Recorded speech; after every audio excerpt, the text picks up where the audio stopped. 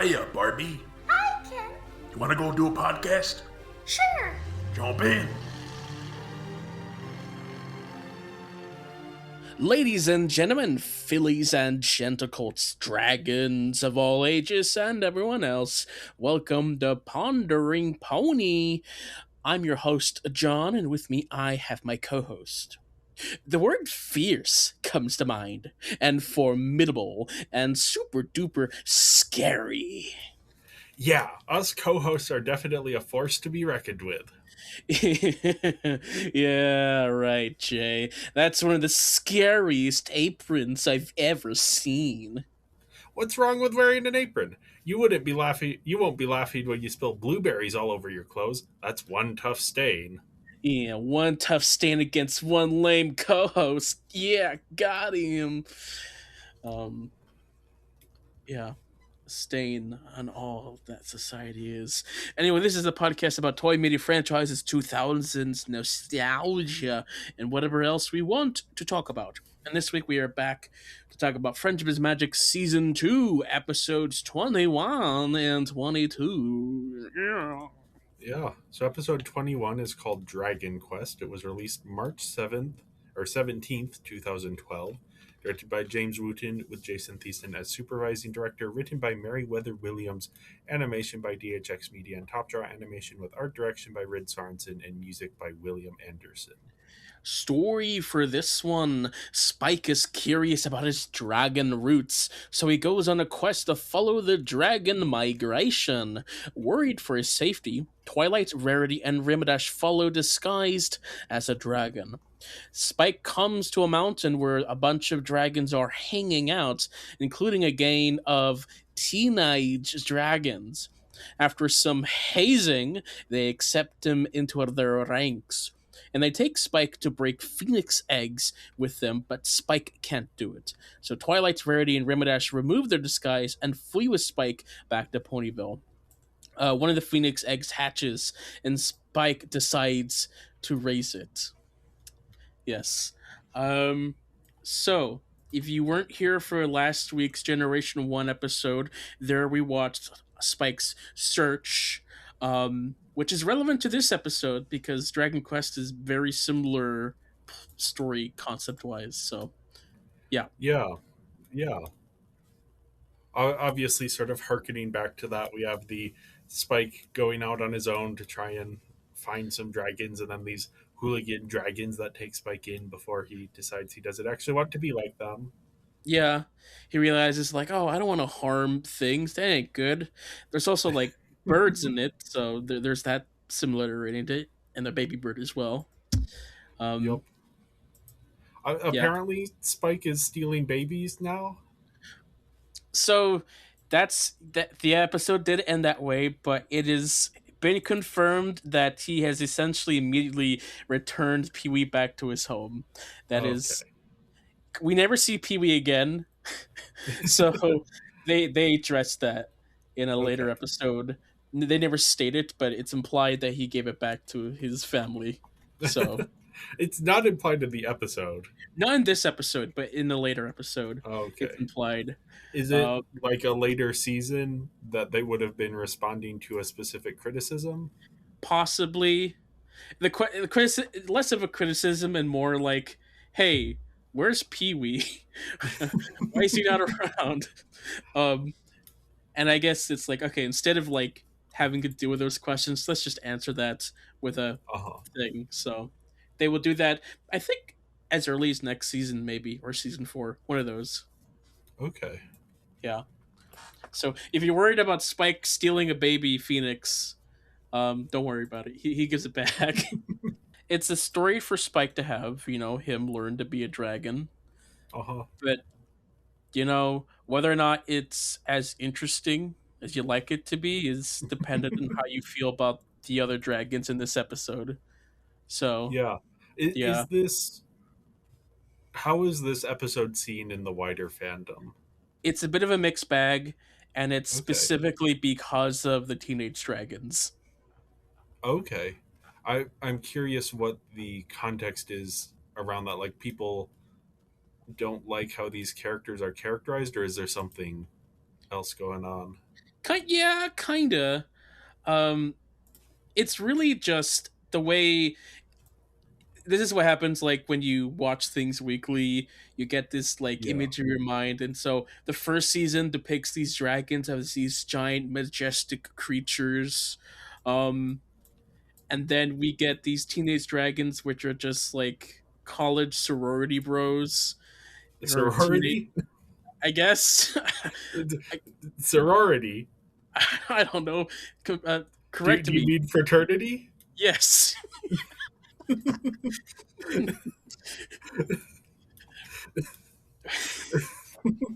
So sorority bros has a different connotation to it that I don't think is fully accurate here Okay. or applicable. Okay. uh I don't know. Those are just words that are thrown about, so I assumed they were similar. Yes, fraternity. That's what I I mean, meant. they are similar. They just have different gendered connotations to them. Yes, yes. I just looked it up. You're correct. But yes, it kind of takes away the mythical imagery of the dragons, and then also kind of ruining dragon lore in a sense. It's a bit of a rough thing, but like from here on out, we mainly just see teenage dragons whenever they do dragons. So, Okay. which is more unfortunate. But yeah, sure, it doesn't I matter. meant more the ruining part. I'm like, I don't think they're ruined or anything. I mean, it takes away the appeal.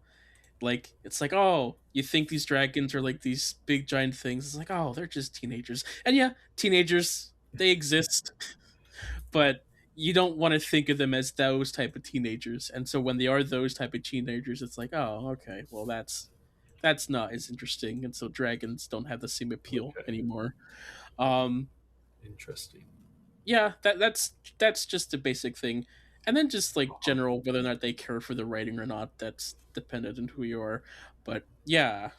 For me, this was just like I did find more to grab onto with this episode, but it isn't my favorite, but not for any specific reason. I don't think, just more in general.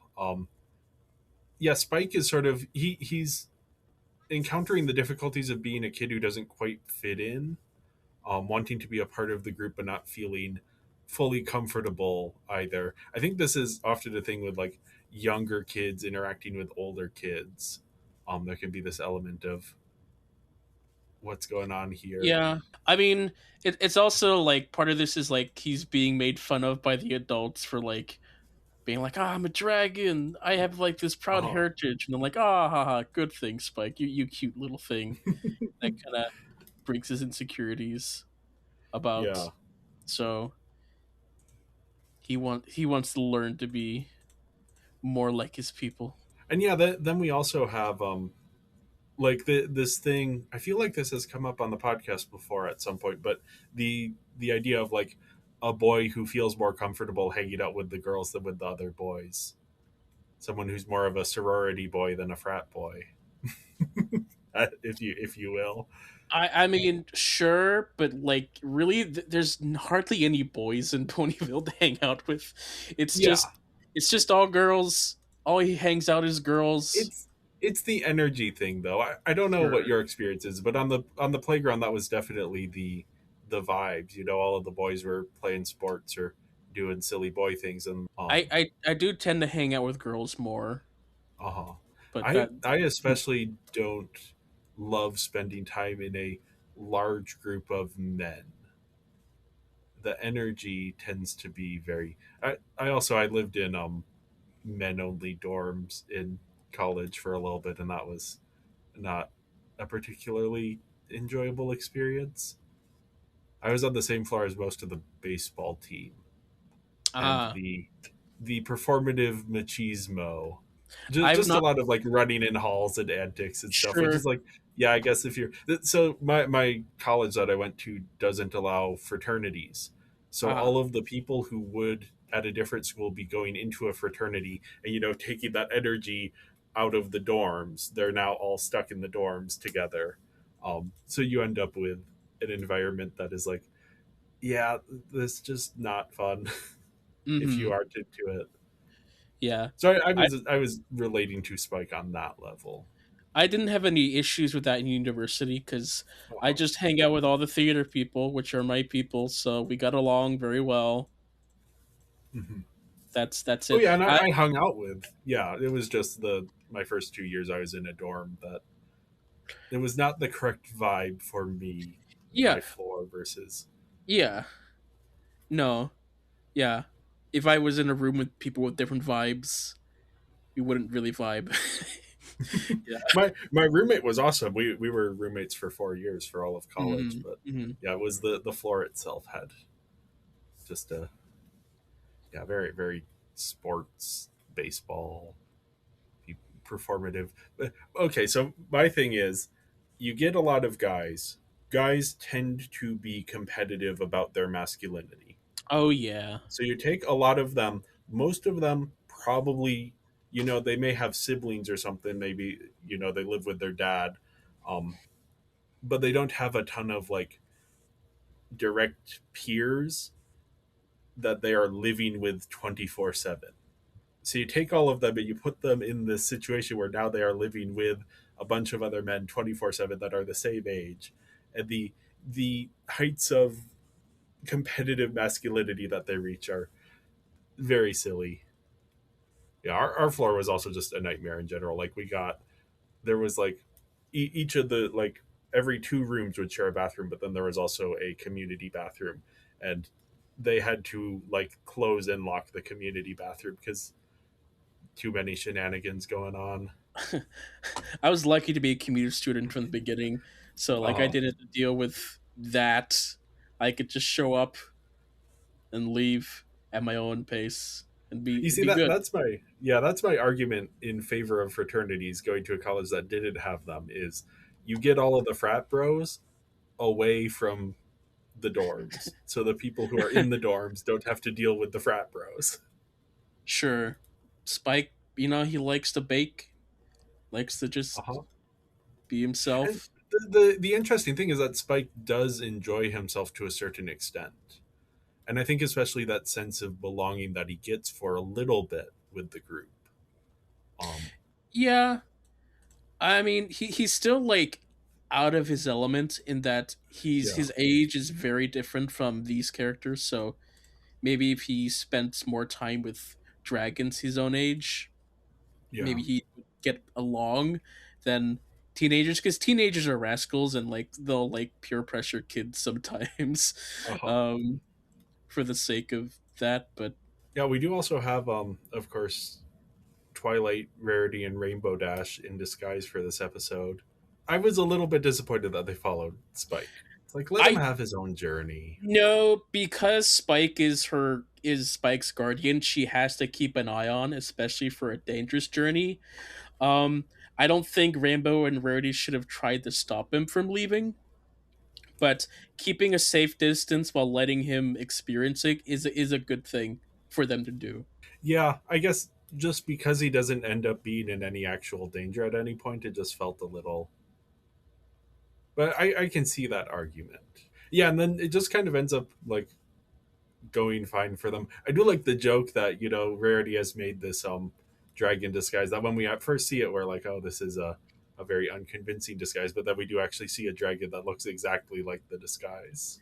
Yeah, Crackle, which, man, Crackle, the fandom loved Crackle. To them, like, Okay. this was the funniest joke in the episode, the only interesting part of it. So, and I can somewhat agree. Crackle's just out there and it's just hilarious. But it's his only appearance, unfortunately. But Okay. anyway, I just think he's so cute. Look at him, just playing Yeah. around, got gems on his scales, just living life. Ah. Yeah, yeah. I mean, they do come to Spike's rescue at the end when the dragons turn Uh on huh. him to save the egg. They don't actually fight because, Well, I Spike mean, already kind of has the situation handled by that point. not really. They're cornering him about to take the egg. Uh, so I really, all guess. they can do Yeah. is run away and teleport. Which, Yeah. hey, Twilight teleporting big group while running, improvement. Rainbow Dash, man, Rainbow Dash. The way they keep trying to hold Spike back from his heritage, specifically Rainbow and Rarity. I get there's a protective side, but like Rarity just wants to protect Spike because it's like, oh, he's too cute to be out there, and Dash is like, nah, I don't like them teasing him. It's yeah. It feels a little bit less like reflections of their characters and more just something that needs to happen to add conflict to the first bit of the episode, which we don't really need. It's even like during the episode itself when they're inside the disguise, like Yeah, Dash would like not think in situations and like not be part of the group. I do like that Twilight lets Spike go out and decides yeah, because at this point, like she understands there's not much I can do to help Spike. I've read all the books. There's nothing there. I've had this experience with that premature growth a few episodes before, so I'm so inexperienced. Why not let him go ahead on this quest? I'll just yeah. watch and do research from the side. So that's some form of growth for her. She is going along still. She is sort of keeping an eye on him. Hmm. Yeah, yeah, I mean, a mother's got to worry, you know. yup. Uh, Yeah, there's still the mystery of like where Spike comes from, like how did yeah, he handle it, how the egg. I honestly, Twilight should have like asked the princess, it's like, "Yo, where did you get this egg?" I'm sure yeah, Camelot Library has some research on the subject. Um, it's just her personal library in this small town doesn't. So, yeah. um, It does bring up this like yeah the way that Spike is being raised completely separate from, and I mean that's always a question with like adoption. How mhm. much do you how do you make sure that the someone's family history they're able to like explore that in a way that is yeah, yeah. Yeah, It's always a question how to handle that kind of stuff. yeah.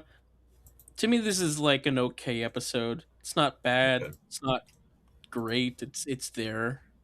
I don't Yeah. love the teenage dragons, but You aren't supposed to. That's yeah, that's maybe my thing with this is that like I people being annoyed by them like that they're supposed to be. I guess if you care a lot about the dragon lore, yeah. maybe it's more It's disappointing. it's also like how they do dragons in the future. They're just Okay. these small scale dragons. Uh huh. It kind of they lose that giant mysticism that the first season had. So again, we're coming in with future knowledge. Back Uh huh. then, these college age people are flabbergasted by like, what teenage dragons? What is this? Um, Oh doesn't boy. matter. Uh, visuals. What do you think of the Dragonland? Yeah, I mean it's very orange and Mhm. brown. It's not particularly visually interesting once they get inside the giant crater. There's some like lava fields, I mean lava waterfall lava pool that they play with, but Yeah. yeah, still basic. Onto some animation errors. Nothing too drastic in this one. I don't know if you can notice, but look at Rainbow Dash. Does she have? Oh, she has some little red lines. She's Yeah, crying blood, her eye going vampiric. her eye is like poking through her closed eye a little bit. So yeah, that's that's it. Performances, we had Tara Strong, Ashley Ball, Andred Libman, Tabitha St. Germain, Kathy Westlake, Richard Ian Cox, Matt Hill, and Vincent Tong.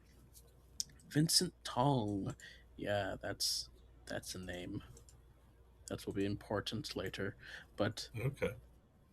yeah, I know him from other stuff too.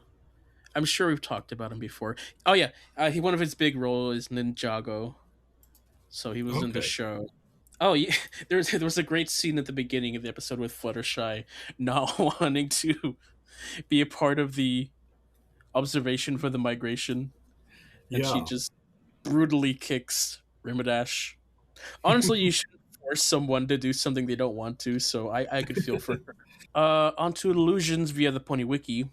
The episode shares its name with the Dragon Quest series of video games by Square Enix. I mean, it's just a Dragon Quest, but sure.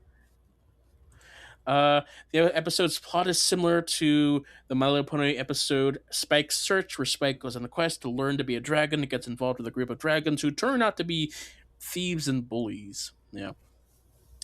Fluttershy's escape out the window is a parody of the Cowardly Lion's escape from the wizard in the 1939 film The Wizard of Oz. Sure.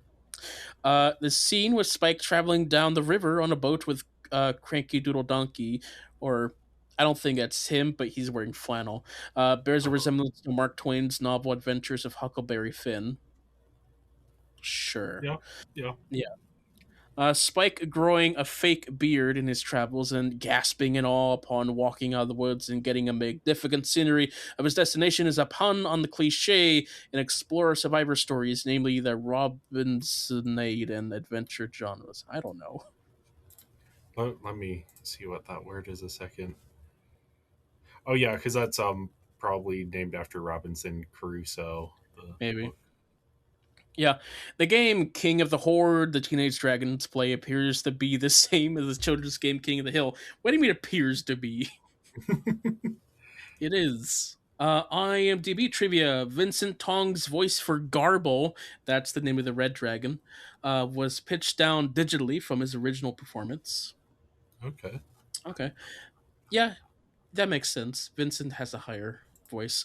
Friendship report: Spike learned what he is on the outside isn't the same as who he is on the inside. Derpy does not appear in this episode. And lastly, in the photo of Twilight with baby Spike, she looks the same age as she does now, and is in the okay. Uh, okay, I don't. Yeah, I don't know what this one is. That makes sense.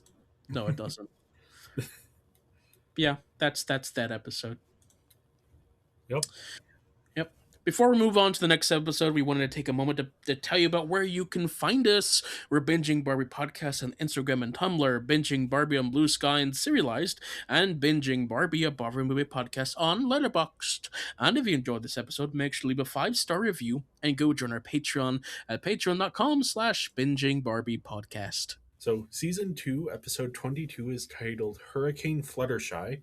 This was released March 24th, 2012, written by Cindy Morrow. Cindy Morrow. Story for this one: the Ponyville Reservoir has been chosen to refuel the cloud making machines in Claddsdale for the upcoming year. The Pegasi will have to work together to make a tornado strong enough to lift the water up. Fluttershy is anxious to fly after being bullied as a foal.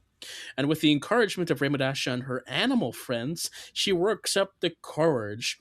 However, her wing power is much lower than everyone else, and she decides not to participate.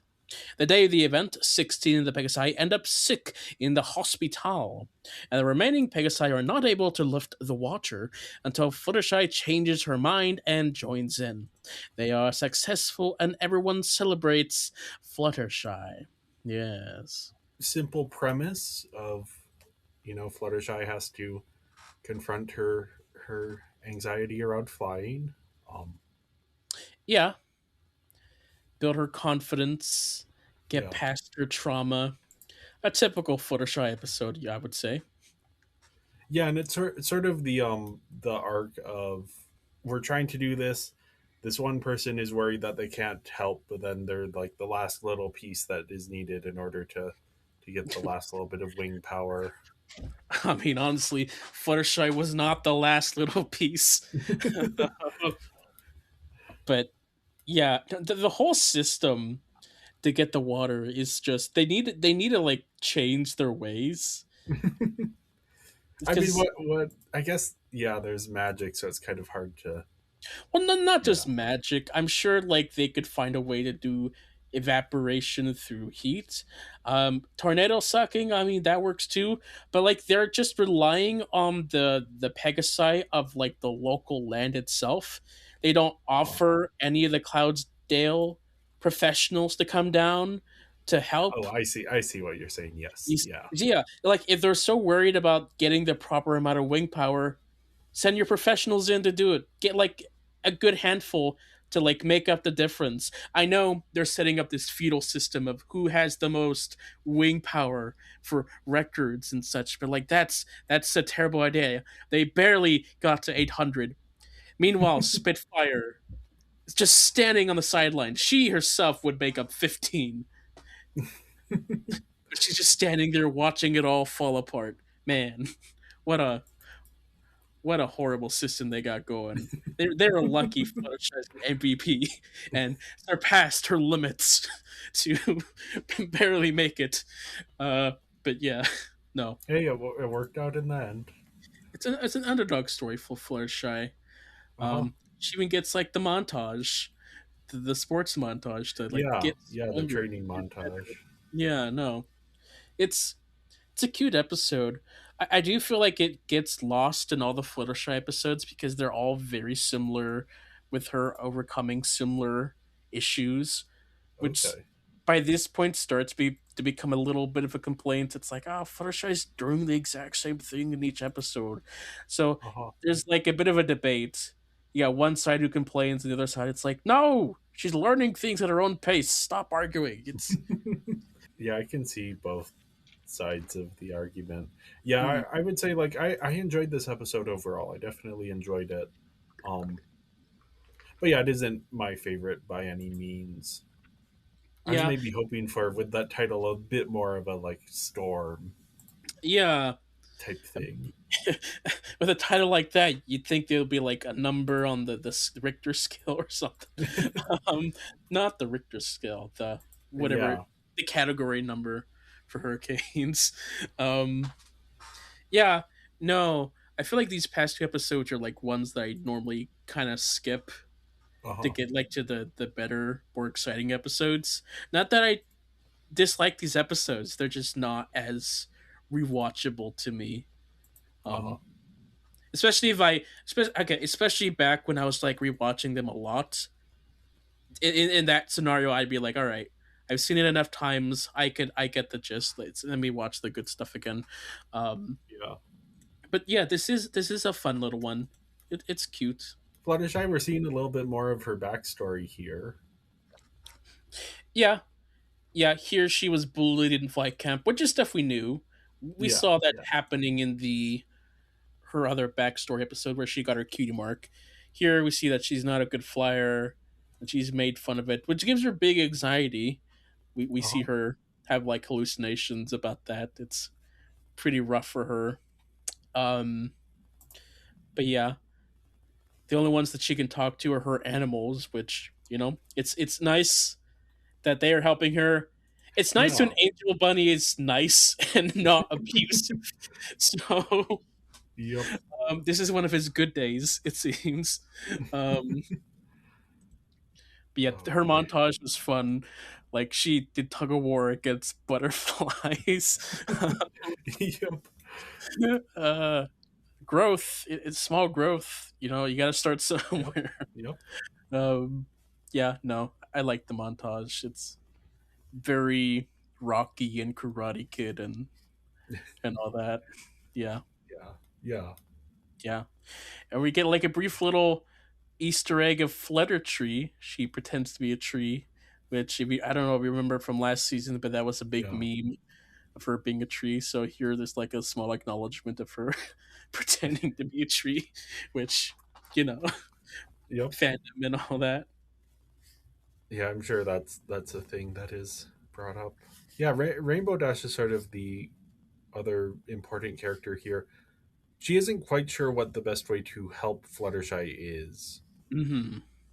Because she wants Fluttershy to join both for the extra wing power, but also because she wants Fluttershy to feel like she can be part of the Pegasus community here. Yeah, yeah. I mean, Rapidash is like more used to more rigorous training. Like she's often like flying fast and trying her hardest, and so Yeah. knowing that sort of thing doesn't work with Fluttershy, trying to switch approaches and whatnot. She does catch the eye of Spitfire, who is like her one of her idols essentially. Yeah. So Yeah. we're getting closer and closer to her wanting to get closer to her dreams. So that's pretty neat.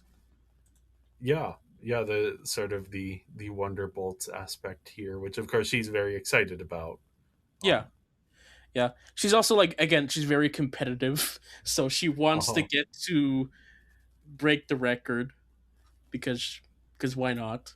So she's working everybody extra hard, not to get the minimum, but to, like to get to the top. So yeah, like I said, Spitfire. Honestly, when like they were failing to get 800, she should have just flown in right there. Especially with like, oh, we need five more wing power to get in. It's like, okay, Spitfire, you're the professional. Stop watching. Get in there, get the job done, call it a day. Why are you watching them fail? What is this? But whatever. That they I guess they have their own little system. Who Yep. knows? Twilight's just there to nerd out and do math. Um, Spike's her translator.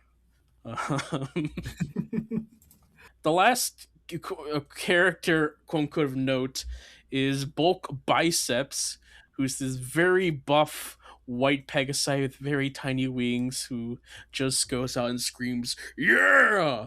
Which, I don't know, something about that spoke to the heart of the fandom. Maybe because he has Okay. a catchphrase. They loved him. Um, Before he got an official name, they called him Snowflake because the name was the opposite of the buff Okay. character. But his official name is Bulk Biceps. Yeah, no, it's an understatement to say that they liked him because any gathering you went to, any conventions, you'll hear in the background someone yelling "Yeah" in the crowd. 'Cause it's such a fun thing to copy. So Okay. Yeah. Bulk made his mark in the world in that yeah. Yeah. Very Jim Bro type character. Sure.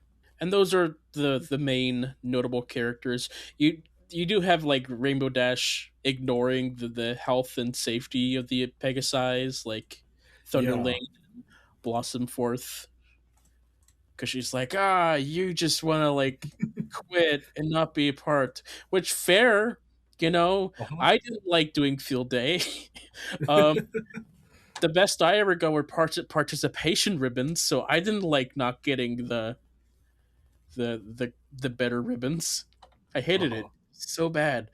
But anyway, when you're a kid, you're forced to do these things. I just wanted it to be over.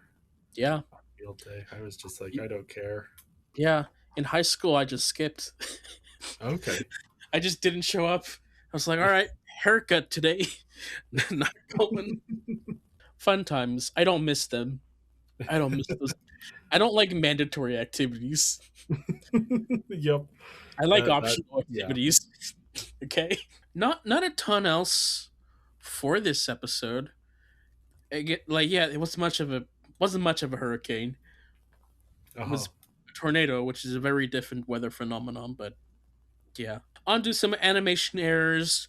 Spike blows on a big horn, and there's two shots where something doesn't match up. Trumpet doesn't have a horn in the second one. Yeah, the horn is missing the horn.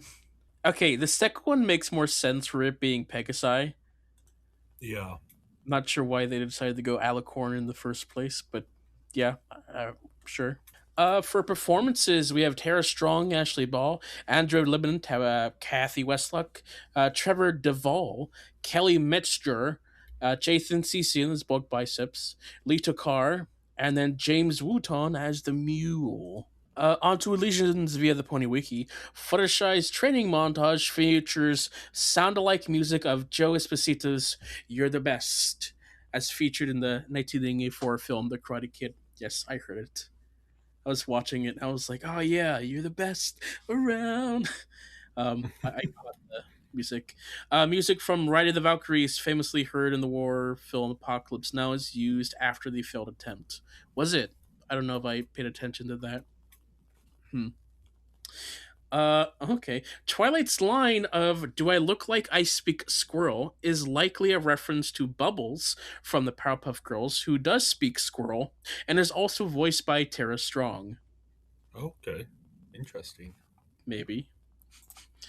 Maybe that's just a coincidence. IMDb trivia.